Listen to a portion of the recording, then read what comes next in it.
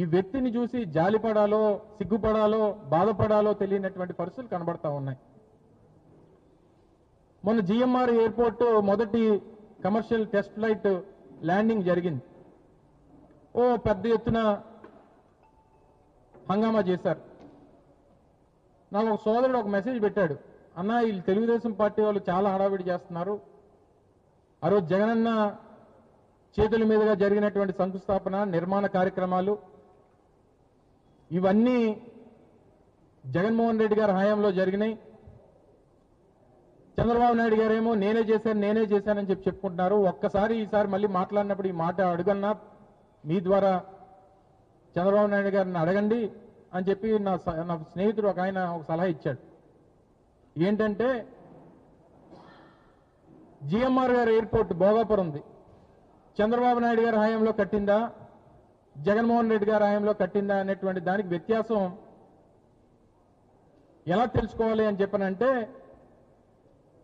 రేపు వర్షాకాలం వచ్చినప్పుడు వర్షం టెర్మినల్లోకి వస్తే అది చంద్రబాబు నాయుడు గారు కట్టినట్టు, నీరు టెర్మినల్లో రాకపోతే జగన్మోహన్ రెడ్డి గారు కట్టినట్టు. అంతకంటే మించి తేడా తెలియాల్సినటువంటి అవసరం లేదు. అదేంటంటే మరి మన సెక్రటేరియట్ చూసాం కదన్నా, మన అసెంబ్లీ చూసాం కదన్నా, వర్షం పడితే నీరు లోపలికి వచ్చేస్తుంది, అది చంద్రబాబు నాయుడు గారి ఘనత అని.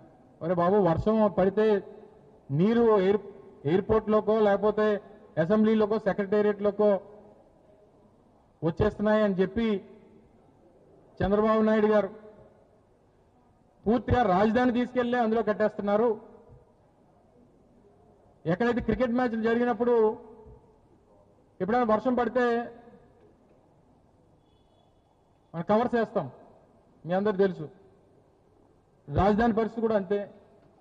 అమరావతి ఎప్పుడైనా వర్షం పడితే దాన్ని నీళ్లు తోడడానికి ఈయన విజనరీ, ఈ గొప్ప విజనరీకి సంబంధించినటువంటి కార్యక్రమాలు ఈ రకంగా ఉంటాయని చెప్పి ప్రజలు మాట్లాడుకుంటా ఉన్నారు. వీళ్ళు గొప్పలేమో దావోస్ వెళ్ళి గొప్పలేమో అలా చెప్పుకుంటూ ఉంటారు.